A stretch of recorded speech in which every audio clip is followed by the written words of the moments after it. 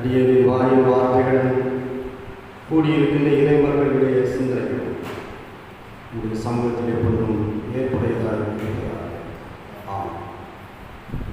ஆண்டவராக இயேசு கிறிஸ்துவின் திருப்பெயரிலே மீண்டுமாக உங்கள் அனைவரையும் அன்போடு வாழ்த்துகிறேன்.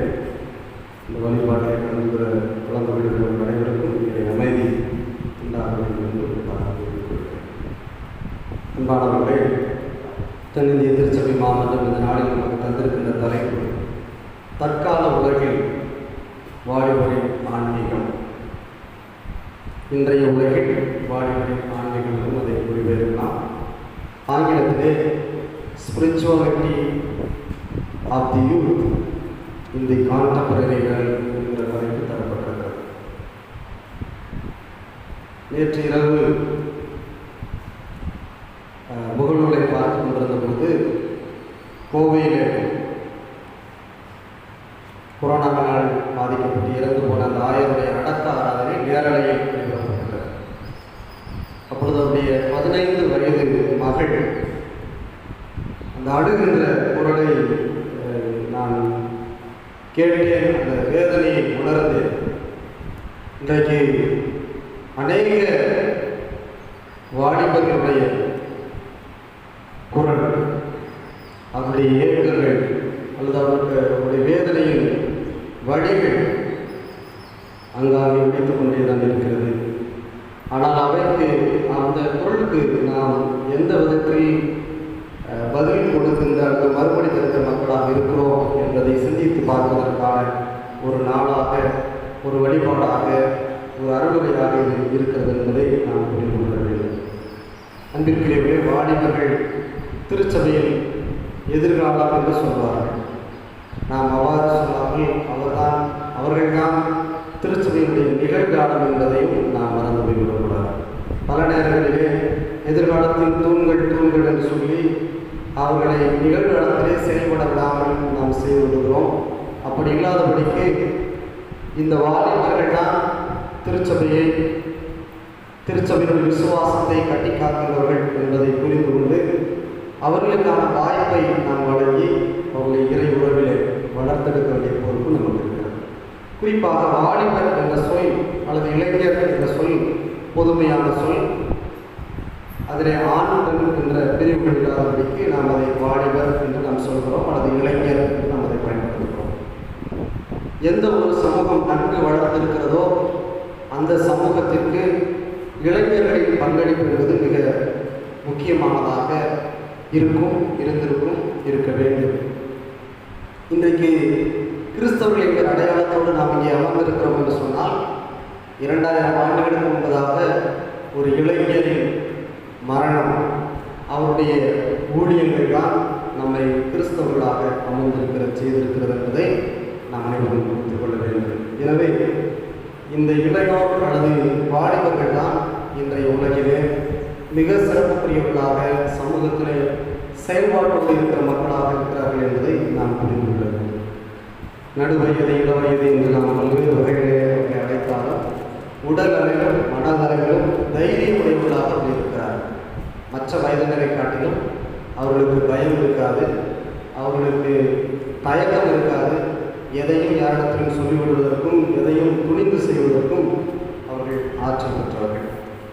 எனவே அப்படிப்பட்ட இளைஞர்கள் வாலிபர்களுடைய திருச்சபையிலே ஊக்கப்படுத்த வேண்டும் என்பதற்காக தான் தென்னிந்திய திருச்சபை மாமன்றமானது தன்னுடைய சட்டத்திலேயே 25 விழுக்காடு என்பது இளைஞர்களுக்கான வாய்ப்பை வழங்குகிறது.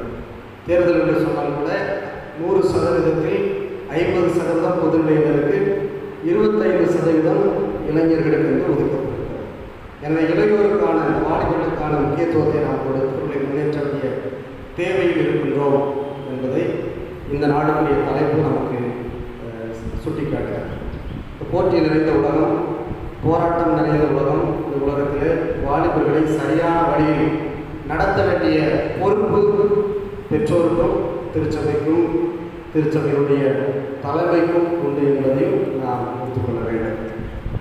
அன்பானவர்களே, இன்றைய உலகில், தற்கால உலகில் வாலிபர்களின் ஆன்மீகம், ஸ்பிரிச்சுவாலிட்டி என்கிற ஆங்கில வார்த்தை பயன்படுத்தப்படுகிறது.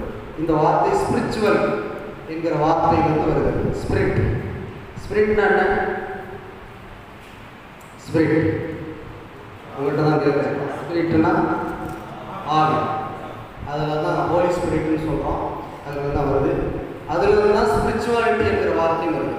ஸ்பிரிச்சுவல்.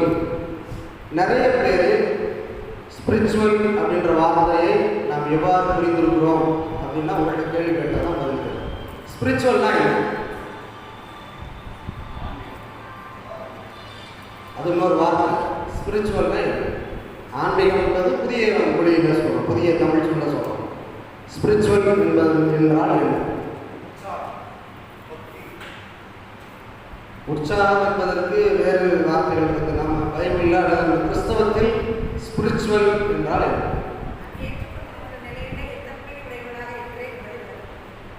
ஏற்றுக்கொண்ட ஆன்மீகம்னே ஸ்பிரிச்சுவல் தான். நான் தான் ஸ்பிரிச்சுவல்னா என்னன்னு சொல்லுவேன். இன்னைக்கு நிறைய பேர் என்ன நினைக்கிறோன்னா, பைபிள் படிக்கிறது ஸ்பிரிச்சுவல் நினைக்கிறோம், ஜபம் பண்ணுறது ஸ்பிரிச்சுவல் நினைக்கிறோம், கோயிலுக்கு வர்றது ஸ்பிரிச்சுவல் நினைக்கிறோம். இதுவெல்லாம் ஸ்பிரிச்சுவல்ல ஒரு பகுதி. ஆனால் ஸ்பிரிச்சுவல் என்பது ஒரு பெரிய கடல். ஸ்பிரிச்சுவாலிட்டி என்பது வாழ்வியல். ஸ்பிரிச்சுவல் என்பது ஆவிக்குரிய அல்லது ஆன்மீகத்தை குறிக்கின்றது. ஸ்பிரிச்சுவாலிட்டி என்பது ஆவிக்குரிய வாழ்க்கையை குறிக்கிறது. அந்த வாழ்க்கை என்பது நாம் சொல்கிற ஸ்பிரிச்சுவல் கிடையாது.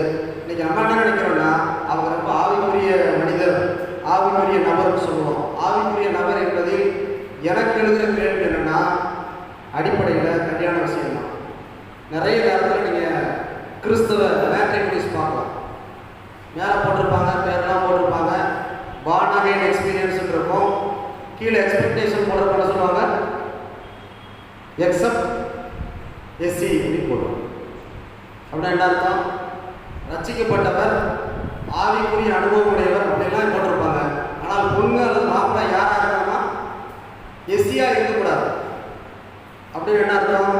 இது ஸ்பிரிச்சுவலா? இதுதான் கேள்வி கேட்கிறோம். ஸ்பிரிச்சுவல் என்பது வாழ்வியல் முறை. அல்லது ஆவிக்குரிய நபர்னு சொல்வார், ஆனால் என்ன செய்வார்? தன்னுடைய அலுவலகத்தில் லஞ்சம் வாங்குவார். ஜெபிப்பதாலோ, ஆலயத்துக்கு வருவதாலோ, வேதத்தை படிப்பதாலோ அவர் ஸ்பிரிச்சுவல் மேனாக சொல்லிவிட முடியாது. அப்படின்னா இன்றைய உலகத்தில் வாலிபர்கள் எந்த ஸ்பிரிச்சுவாலிட்டியை பின்பற்றுகிறார்? எந்த ஸ்பிரிச்சுவல்? இன்னைக்கு வாலிபர்களுக்கும் ஆன்மீகத்திற்கும் ஆவிக்குரிய வாழ்க்கைக்கும் தொடர்பு இருக்கிறதா அப்படின்றதான் நம்ம பார்க்கலாம். இன்னைக்கு நம்முடைய வாலிபர்களுக்கு எதுக்கு நேரம் இருக்குது? எதுக்கு வர சொல்லுங்க, எதுக்கு நேரம் இருக்குது? மொபைலில் பப்ஜி விளையாட நேரம். வேற எதுக்கெல்லாம் நேரம் இருக்குது? சர்வீஸ் 8:30 மணின்னு சொல்கிறோம். ஆனால் யார் லேட்டாக வர்றாங்க? வீட்டில் பிள்ளைமுட்டி வச்சுருக்கிறவங்க 8:15 வந்துடுறாங்க, 8:20 வந்துடுறாங்க. யார் லேட்டாக வர்றாங்க? 9 மணிக்கு. எந்த வேலையுமே இல்லாத வெட்டியாக படுத்துங்கிற யூத். சிலர் பிள்ளைகளை சர்ச்சுக்கு அனுப்புறதோட வேற இடங்களுக்கு அனுப்புறது தான் ஆர்வமாக இருக்கும். ஆனால் ஆவிக்குரிய அல்லது ஆன்மீக வாழ்வு என்பது சும்மா பைபிள் படிக்கிற ஜெபம் பண்ணுறது மட்டுமல்ல, நடைமுறை வாழ்க்கையில் நான் என்னுடைய ஸ்பிரிச்சுவாலிட்டியை வெளிக்காட்டுகிறேன். அது நிறைய சொல்லணும், சொல்லிக்கிட்டே போகலாம். எடுத்துக்காட்டாக ஒரு 10 நாளாக பேப்பரில் அல்லது சமூக ஊடகங்களில் பார்க்கலாம். ஸ்டான் சாமி, ஃபாதர் ஸ்டான் சாமின்னு ஒருத்தரை கைது பண்ணி வச்சிருக்கிறாங்க தேசிய பாதுகாப்பு சட்டத்தில். எத்தனை பேருக்கு தெரியும்?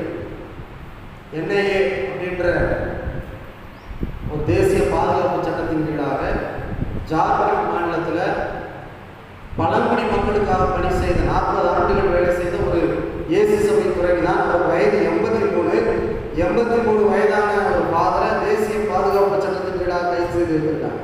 அது ஸ்பிரிச்சுவாலிட்டி. ஒடுக்கப்பட்ட மக்களுக்கு அந்த மக்களுடைய விடுதலைக்காக 40 ஆண்டுகள் பணி செய்திருக்கிறார். அதுதான் ஸ்பிரிச்சுவாலிட்டி. சும்மா பைபிள் படித்து எனக்கு நானே அப்படின்னு சொல்றதில்ல, பிறருடைய நல்வாழ்வுக்காக அர்ப்பணிக்கின்ற ஒரு வாழ்வு தான் ஸ்பிரிச்சுவாலிட்டி, ஆன்மீகம். பார்க்கணும். இன்றைக்கு நாம் படிக்க கேட்ட 1ஆம் திருமுறை பகுதியை எடுத்து வைத்துக் கொள்ளுங்கள். 41ஆம் அதிகாரம், ஆதியாகமம் 41 37 முதல் 43 வசனம். அதில் யோசேப்பை பற்றி சொல்கிறது. யோசேப்புன்னு சொன்ன உடனே நம்ம உடனே சொல்லுவோம், ஆண்டவருக்கு. யோசேப்பை பற்றி சொல்கிற பொழுது அவர் கடவுளுக்கு பயந்தவர், கடவுளை பார்வையிலே இருந்தவர், அவரோடு நடந்தார் என்றெல்லாம் நாம் படிப்போம். இந்த பகுதியை நீங்கள் படிக்கிறப்ப நிறைய யோசேப்பின் மீது விமர்சனங்கள் உண்டு. ஆனால் நான் இப்பொழுது அதை சொல்வதற்கு நேரமில்லை. ஆனால் குடியில் தள்ளப்பட்ட யோசேப்பு குடிமக்களின் தலைவனான வரலாறு தான் இந்த பகுதியில் இடம்பெற்றிருக்கிறது. தன்னுடைய சகோதரர்களால் குடியிலே தள்ளப்பட்டார்.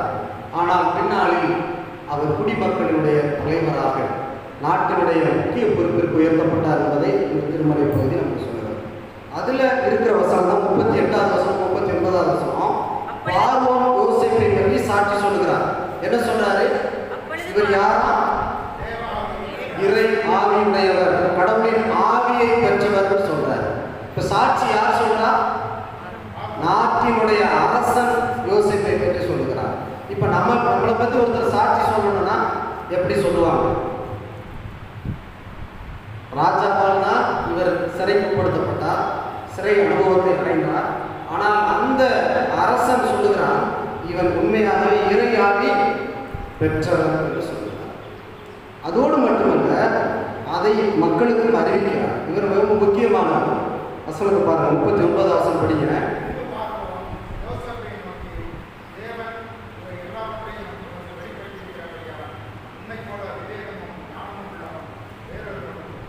உண்மை போல விவேகமும் ஞானம் உள்ளவர் வேறு யாரும் இல்லை.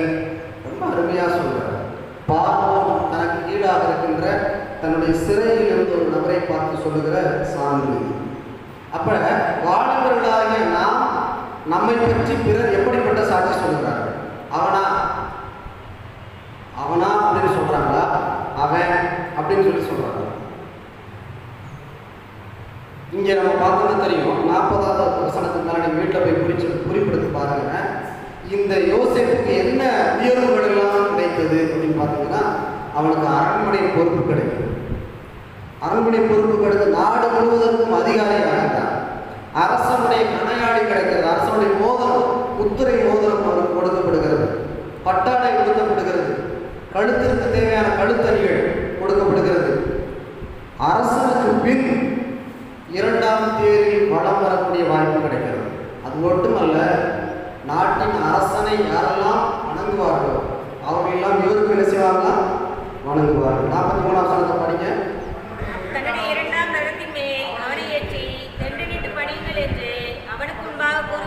அப்படின்னு அர்த்தம், முழந்தால் படியிட்டு அவரை வணங்குங்கள் என்று சொல்லி ஏவலர்களுக்கு கட்டளையிட சொல்கிறார் பார்வோம். அப்படியானால் அரசனுக்கு நிகராக இந்த மக்கள் அவரை போற்றக்கூடிய, அவரை வாழ்த்தக்கூடிய இடத்துல இந்த யோசேப்பு உயர்த்தப்படுகிறார். இதற்கு காரணம் என்ன அப்படின்னா, யோசேப்பினுடைய விவேகம், ஞானம், கடவுளுக்கு பயந்த அந்த வாழ்வு அவரை உயர்த்துகிறது. தன்னுடைய சகோதரர்களால் ஒதுக்கப்பட்டார், புறந்தள்ளப்பட்டார். பின்னாடி வரலாறு படிக்கிறது தெரியும். இந்த சகோதரர்களே அவர்களுக்கு வந்து நிற்கிற அளவுக்கு கடவுளை உயர்த்தினார் என்று பார்க்கும். அப்படியானால் நாம் புரிந்து கொள்ள வேண்டியது, ஆன்மீகம் எப்படி இருக்க வேண்டும் என்று சொன்னால் பாடுகளில் கூட உண்மையாக இருக்க வேண்டும். யோசேப்புக்கு பாடுகள் இருந்தது. பாடுகளில் உண்மையாக இருந்தால் அவர் மிகுந்த உயர்வான பொறுப்புக்கு உயர்த்தப்பட்டார் என்று நாம் பார்க்கிறோம். முன்னிலைமையை காட்டிலும் அவருடைய பின்னிலைமை மிகவும் ஆசீர்வாதமானதாக இருந்தது. எனவே இன்றைக்கு வாலிபர்கள் நாம் புரிந்து கொள்ள வேண்டிய முக்கியமான செய்தி என்னவென்றால், யோசேப்பை போல நமக்கு கடினமான சூழல்கள் இருந்தால் அந்த சூழலிலும் ஆண்டவரோடு இணைந்திருப்போமானால் நாம் நமக்குரிய நாளில் உயர்த்தப்படுவோம். நமக்கான வாய்ப்புகள் மறுக்கப்படாது என்பதை இதன் வழியாக நாம் புரிந்து கொள்கிறோம். இரண்டாவதாக படிக்க கேட்ட நிருப பகுதி பிலிப்பியர் 3ஆம் அதிகாரம் 1 தொடங்கி 16 வசனங்கள். ஆனால் நாம் 12லிருந்து 16 வரைக்கும் படித்தோம். அதில் குறிப்பிட்டிருக்கிற ஒரே ஒரு வசனத்தை மட்டும் நான் உங்களுக்கு நினைவுபடுத்துகிறேன். 12வது வசனம். நான் அடைந்தாயிற்றே அல்லது முற்றிலும் தேறினவனானேன் என்று எண்ணாமல் கிறிஸ்து இயேசுவினால் நான் எதற்காக பிடிக்கப்பட்டோனோ அதை நான் பிடித்துக் கொள்ளும்படி அதான் முக்கியமானது. இலக்கை நோக்கி ஓட வேண்டும், அதில் மாற்று கருத்து இல்லை.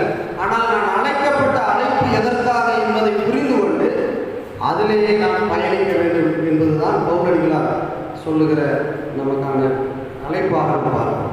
எந்த ஒரு மனிதனும் தன்னுடைய வாழ்விலே இலக்கு இல்லாமல் பயணிப்பதில்லை. எல்லாரும் ஒரு இலக்கு இருக்கும். இலக்கு இல்லாமல் பயணிக்கிறவரை நம்ம என்ன சொல்லுவோம்? இலக்கு இல்லாமல் பயணிக்கிறவர் என்ன சொல்லுவோம்? காலையில் நீங்கள் வீட்டில் இருந்து கோயிலுக்கு புறப்படுறீங்க இல்லையா? கோயிலுக்குன்னு சொல்லி புறப்பட்டாதான் நீங்கள் எங்கே முடியும்? கோயிலுக்கு போகிறோம். இல்லை நீங்கள் புறப்படுற வீட்டில் இருந்து புறப்பட்டா எங்கே போவீங்க? தெருவிலே சுற்றி என்ன சொல்லுவோம்? இலக்கு இல்லாமல் ஒரு பயணத்தை மேற்கொள்கிறவர்கள் என்ன சொல்லுவோம்? நான் காலையில் வீட்டில் சாப்பிட்றேன், ட்ரெஸ் பண்ணுறேன், பேக் எடுத்து போடுறேன், எங்கே போகிறீங்கன்னு கேட்குறேன், நான் போகிறேன் அப்படின்னு சொன்னால் என்ன சொல்லுவாங்க? எங்கள் சமையல் சொல்ல அப்பாவுக்கு பைக்கியை முடிச்சிச்சு போல, போகிற இடம் கூட தெரியாமல் போகிறேன் சொல்லுவாங்களா சொல்ல மாட்டாங்களா? அப்போ ஒரு மனிதனுடைய வாழ்க்கையில் இலக்கு என்பது முக்கியம். அப்போ இலக்கு என்பது நமக்கான இலக்கு என்னன்னா, ஆண்டவர் இயேசு நமக்கு ஆயத்தப்படுத்திருக்கிற பந்தய பொருளை பெற்றுக்கொள்வதற்கான பயணம் இலக்கு அதுதான். அப்போ அந்த பந்தய பொருள் என்ன அப்படின்னா அதுதான் பரலோகராஜ். பரலோகராஜ்னு சொன்னோன்னா நமக்கு நிறைய பேருக்கு சந்தோஷமா. 2 நாளைக்கு 4 நாளைக்கு முன்னாடி வேலூரில் எங்கள் தங்கச்சி வீட்டில் இருந்தேன். அப்போ சாப்பிட்டே இருக்கிறப்ப என் தங்கச்சி சொன்னால், எங்கள் வீட்டுக்காரர் அடிக்கடி என்னை வந்து திட்டுறாரு. என்ன சொல்லி திட்டுறாரு?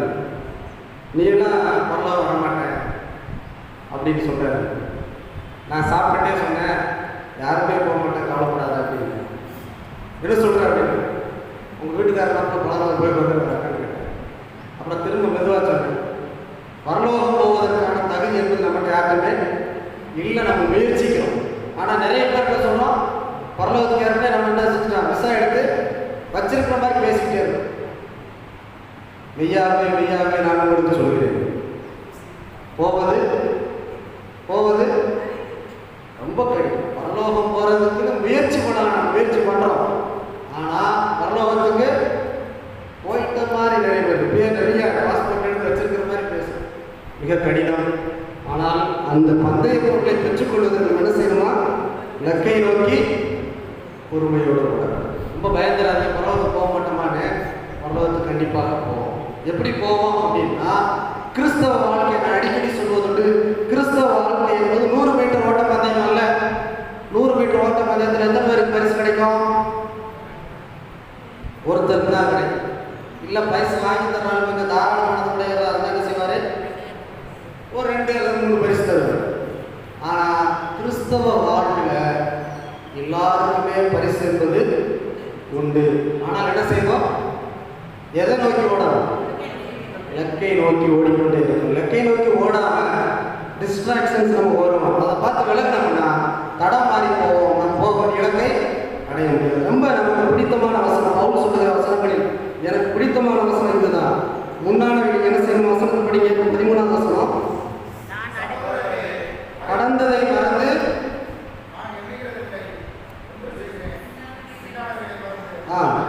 பின்னானவர்களை மறந்து முன்னானவர்களை நோக்கி ஓடிக்கிட்டே இருக்கும். அப்போ இது எப்படிப்பட்ட ஓட்டம் என்று சொன்னால், கிறிஸ்தவ வாழ்வு என்பது ஒரு மாரத்தான் ஓட்டம் வந்தது. சீக்கிரம் முடியாது, போகிற வரைக்கும் போய்கிட்டே இருக்கணும். ஆனால் நமக்கு நம்முடைய இலக்கை நம்ம அடையும் வரையும் நம்முடைய ஓட்டத்தை தொடர்ந்து கொண்டே இருக்க வேண்டும். நமக்கு கண்டிப்பாக பரிசு உண்டு என்கிற நம்பிக்கையோடு தான் நாம் ஓட வேண்டும். அன்பானவர்களே, பவுலடிகளார் சொல்கிற பொழுது உடல் சார்ந்த மாற்றங்களை அவர் விரும்புவதில்லை, மாறாக உள்ளான மாற்றத்தை பற்றி அவர் பேசுகிறார். இன்றைக்கு கிறிஸ்தனாக இருக்கிறவர் ஞானஸ்தானம் பெற்றவர் கிறிஸ்தவராக மாறிவிடுகிறார். அந்த மாற்றத்தை அவர் சொல்லவில்லை. அவர் கிறிஸ்தவனாக இருந்தாலும் கிறிஸ்தவராக வாழ வேண்டும் என்பதுதான் ஆண்டவருடைய எதிர்பார்ப்பு. அப்படி வாழ்கிற பொழுதுதான் நாம் ஆண்டவர் அவர்கிட்ட ஏற்படுத்தியிருக்கின்ற பந்தய பொருளை நாம் பெற முடியும், அதை நாம் அடைய முடியும் என்பதை பவுலடிகளார் நமக்கு பிலிப்பியர்கள் நிறுவனத்திலே விளக்குகிறார். அப்படியானால் இளைஞர்கள் தற்காலத்தில் எப்படிப்பட்ட ஆன்மீகத்தை நாம் மேற்கொள்ள வேண்டும் என்று சொன்னால், ஒரு மாரத்தானை போல ஓடுகிற ஓட்டத்திலே தொடர்ந்து ஓடிக்கொண்டே இருக்க வேண்டும். உலகின் பார்வை அல்ல, உலகம் சார்ந்ததல்ல, பரலோகம் என்கிற இடத்தை நோக்கி நாம் பயணிக்க ஆண்டவரிடத்தில் எதிர்பார்க்கிறோம். நிறைவாக மத்தேயு 19ஆம் அதிகாரம் 16ஆம் வசனம் முதல் 22ஆம் வசனம் வரை இருக்கிற பகுதி. மத்தேயு 19ஆம் அதிகாரம் 16 முதல் 22. அடிக்கடி நம்ம அந்த பகுதி அன்புரை கேட்டிருக்கிறோம். ஆண்டவர் இயேசுவிடத்தில் வந்து இதையும் பெற்றுக்கொள்ளாமல் திரும்பி சென்ற ஒரு இளைஞனை பற்றிய செய்தி. நித்திய ஜீவனை பெற்றுக்கொள்வதற்கு என்ன செய்ய வேண்டும் என்கிற எதிர்பார்ப்போடு வந்தவர். ஆனால் ஆண்டவர் இயேசு சொன்ன அந்த செய்தியை அவர் ஏற்றுக்கொள்ள முடியாமல், அதை நடைமுறைப்படுத்த முடியாமல் வெறுமையாக திரும்பி சென்றார் என்று வசனம் சொல்கிறார். அன்பானவர்களே, இன்றைக்கு அனைவருக்குமே நிலை வாழ்வை, நித்திய ஜீவனை, பரலோக ராஜ்யத்தை அடைய வேண்டும் என்கிற விருப்பம் இருக்கிறது. ஆனால் ஆண்டவர் சொல்லுகிற முறையை நாம் கடைபிடிப்பது இல்லை. நீங்கள் நல்லா கவனிங்க. இந்த வசனத்தில் 16ஆம் வசனம் பாருங்கள். அப்பொழுது ஒருவன் வந்து அவரை நோக்கி, நல்ல போதகரே, நித்திய ஜீவனை அடைவதற்கு நான் எந்த நன்மையை செய்ய வேண்டும் என்று கேட்டான். அவர் கேட்ட உடனே ஆண்டவர் இயேசு நேரடியாக பதில் சொல்லல. திரும்ப எதிர்கேள்வி கேட்கிறார். அதற்கு ஒரு பதில் கிடைக்கிறது. அப்படியே போயிட்டே இருக்கிறப்ப 21ஆவது வசனம். அதற்கு இயேசு, நீ பூரண சர்வனாயிருக்க விரும்பினால் போய் உனக்கு உண்டானவைகளை விற்று தரித்திரருக்கு கொடு, அப்பொழுது பரலோகத்தில் உனக்கு பொக்கிஷம் உண்டாயிருக்கும். இயேசுநாதர் புரிஞ்சுக்கிட்டவங்க எத்தனை பேர்? இயேசுநாதருடைய அணுகுமுறையை புரிஞ்சுக்கிட்டவங்க எத்தனை பேர்? கொஞ்சம் கை தூக்குங்க. இயேசுநாதரை புரிஞ்சுக்கிட்டவங்க எத்தனை பேர்? அவரையும் புரிஞ்சுக்கிடல, எங்களையும் புரிஞ்சுக்கிட அப்படின்னா இயேசுநாதரை எத்தனை பேர் புரிஞ்சிருக்கீங்க? சும்மா அவர் அன்பானவர், நல்லவர் அப்படின்னு தான் சொல்றோமா, அல்லது அவர் எப்படிப்பட்டவர் என்பதை புரிஞ்சு அவர் எப்பயுமே நீங்க நான் பார்க்குற பார்வையில் பார்க்க மாட்டேன். ரிவர்சலாக யோசிக்கிறேன். நான் பலமுறை சொல்லியிருக்கேன். இயேசுனுடைய அணுகுமுறை ரிவர்சல். நல்லா பாருங்க, வசனம் சொல்லுது, நீங்கள் பூரண அப்படின்னு என்ன அர்த்தம்? பூரண சர்க்குணர் என்ன அர்த்தம்? நிறைவுடையவர்களாக நீங்கள் மாற வேண்டும் என்றால் என்ன செய்யணும்? நீங்க பணக்காரராக மாறணும்னா எல்லாத்தையும் விற்று ஒண்ணுமில்லாத ஏழையாக மாறணும். இதை நம்ம செய்ய முடியுமா? செய்ய முடியுமா? முடியாது. எனக்கு பிரச்சனை இல்லை. உடனே சிவராஜை பார்த்தா அந்த காரை தந்துடுறீங்களான்னு கேட்குறாரு. டியூ கட்டினா தந்துடுறேன், டியூ கட்டிக்கிறேன்னு தந்துடுறேன், பிரச்சனை இல்லை. பணக்காரராக ஆகணுன்றதான் நம்முடைய விருப்பமாக, நம்முடைய பார்வையாக இருக்கிறது. ஆனால் ஆண்டவர் இயேசு சொல்லுகிற முறை என்னன்னா, நீ பணக்காரனாக, நிறைவுள்ளவனாக, பூரண சம்பூர்ணனாக மாறணும்னா நீ என்ன செய்யணுமா? ஏழையாக. எல்லாத்தையும் வித்து ஏழை கொண்டு என்ன அர்த்தம்? நீ ஒன்றும் இல்லாதவனா மாறிக்கணும் என்று சொல்கிறார். அதை அவர் ஏற்றுக்கிட முடியல, திரும்பி போய்விடுகிறார் பணக்காரர். நேற்றைய தினத்திலே நான் அகில உலக வறுமை ஒழிப்பு அதை பற்றி ஒரு சின்ன யோசனை பண்ணுறது எத்தனை பேர் கேட்டீங்கன்னு தெரியல. அதில் சொல்லியிருந்தேன், இந்த வறுமை என்பது எப்படி உருவாச்சு? வறுமை அப்படின்னு ஒரு வார்த்தை இருக்கு, பாவர்ட்டி அப்படின்னு இங்கிலீஷில் சொல்கிறோம். இந்த பாவர்ட்டி என்பது எப்படி வந்தது? யாரால் வந்தது? இந்த ஏழை பணக்காரருங்கிற நிலை யாரால் வந்தது? ஒத்துக்கிறோமா? எல்லாரும் குற்றவாளிகள். அது நல்ல பெரிய தயக்கம் நமக்கு. நம்மளால தான் வந்தது ஏழை பணக்காரருங்கிற பிரிவு, நம்மால் தான் வந்தது. ஆண்டவர் உலகை படைக்கிற பொழுது எல்லாம் நன்மையானதாக படைத்தார், சமமாக படைத்தார். எப்பொழுது இந்த பாவர்ட்டி வருது அப்படின்னா எனக்குன்னு நான் நினைக்கிறப்ப தான். எனவே இந்த வறுமை என்பது இயற்கையானதல்ல, அது திடீரென வந்ததல்ல, அது மனிதர்களால் உருவாக்கப்பட்டது. அதற்கு காரணம் அனுகூலம் தான். அப்படின்னா ஆண்டவர் இயேசு அதை சரி செய்வதற்காகத்தான் இங்கே சொல்றாரு, உனக்கு உள்ளவையெல்லாம் விட்டு தரித்திரம் கொடுத்துற என்னாயிரம், நீ ஏழையாகிற வர வேண்டிய இடத்துக்கு வந்துடும். அப்போ பரலோகத்துக்கு போவதற்கு, அடுத்த நிலைவாழ்வை பெற்றுக்கொள்வதற்கு நமக்கு என்ன தகுதி? பணம் தகுதி அல்ல, பணம் இல்லாத நிலைதான் தகுதின்னு பார்க்கணும். அதனால தான் ரொம்ப சந்தோஷப்படுறேன். ஆண்டவர் இயேசு எப்பொழுதுமே என்னுடைய சார்பு அடிக்கடி பேசுவேன், எனக்காகவே பேசுகிறேன். அப்படிதான் நான் புரிஞ்சிருக்கேன். ஏனென்று சொன்னால் இந்த சமூகம் சமத்துவ சமூகமாக இருக்க வேண்டும். அதைத்தான் ஆண்டவர் விரும்புகிறார். அதற்காகத்தான் இந்த இளைஞர்களுக்கு சொல்லுகிறார். ஆனால் அவர் அதை ஏற்றுக்கொள்ள முடியாதவராக திரும்பி போகிறார். இன்றைக்கு அநேக இளைஞர்கள் ஆண்டவரை நோக்கி வருகிறார்கள், எதிர்பார்ப்போடு வருகிறார்கள், தேடலோடு வருகிறார்கள். ஆனால் ஆண்டவர் சொல்வதை செய்ய முடியாமல் என்ன செய்கிறாங்க? மனம் வடிவோடு திரும்பி செல்கிறார். அன்பானவர்களே, இங்கிலாந்து நாட்டிலே 1806 பிறந்த ஒரு மனிதர். அவர் ஏறக்குறைய 2.5 மணி நேரம் இங்கிலாந்தில் இருக்கின்ற, குறிப்பாக இங்கிலாந்துன்னு சொல்றது யுனைடெட் கிங்டம் மொத்தமாக சொல்கிறோம், ஸ்காட்லாந்து நாட்டில் இருக்கின்ற எடின்பரோ அப்படின்ற ஊரில் 2.5 மணி நேரம் ஒருத்தர் பிரசங்கம் பண்ணுறார். எதற்காக அப்படின்னா, இந்திய நாட்டிலே ஊழியம் செய்வதற்கு ஊழியர்கள் தேவை என்பதற்காக உங்களுடைய பிள்ளைகளை அனுப்பித்தார்கள் என்று பெற்றோர்களிடத்தில் ஒரு பெரிய பிரசங்கத்தை பண்ணுறாரு. அவருடைய பெயர் அலெக்சாண்டர் டஃப்.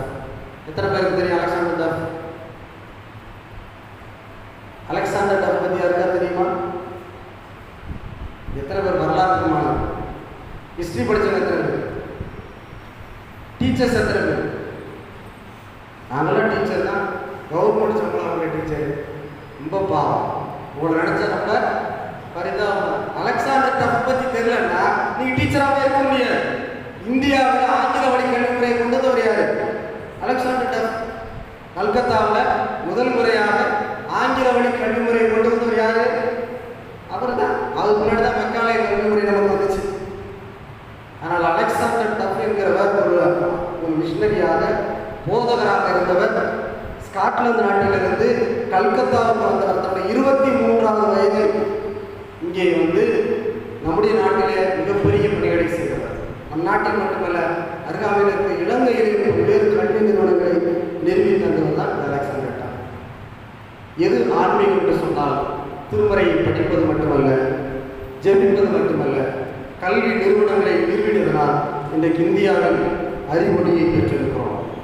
மூட நம்பிக்கைக்கு எதிரான ஒரு குரலை கொடுத்து கொண்டிருக்கிறோம். இன்னைக்கு மிகப்பெரிய சிக்கல் என்னன்னா, இன்னைக்கு இருக்கிற ஆர்எஸ்எஸ் பிஜேபி அமைப்புகளுக்கு மிகப்பெரிய கஷ்டமான ஒரு செயல் என்னன்னா, நாட்டில் இருக்கிறவங்கெல்லாம் படிச்சுட்டாங்க. இதற்கு காரணமாக இருந்தவர்கள் மிஷினரி. இதுதான் அவங்களுக்கு இருக்கிற மிகப்பெரிய கோபம். ஒன்றுமில்லாமல் அறியாமையில் இருந்த மக்களை அறிவொளி கொடுத்து படிக்க வைத்தது யார்? மிஷினரி, கிறிஸ்தவ மிஷினரிகள் தான் முக்கியமானது. அப்படியானால் இன்றைய காலத்திலே ஆன்மீகம் என்பது ஏதோ ஆலயத்திற்கு முடங்கி கிடப்பதும், வீட்டிலே தனியாரையில் அமர்ந்து கொண்டு முழங்கால் படித்து ஜெபிப்பது மட்டுமல்ல, சமூக மாற்றத்திற்கான பணிகளை செய்வதும் என்பதை மறந்துவிடக்கூடாது. அதை தான் நம்மளை பார்க்குறோம். அலெக்சாண்டர் டஃப் ஒரு ஊழியராக, ஒரு மிஷினரியாக இருந்தாலும் கூட அவர் கல்வி என்கிற ஒரு பெரிய அறிவொளியை இந்தியாவிற்கு கொடுத்தார்.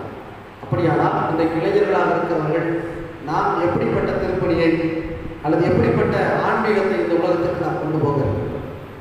ஒரே ஒரு வாழ்க்கை இருந்த வாரி இறைவனும் ஒரே ஒரு வாழ்க்கை நமக்கு.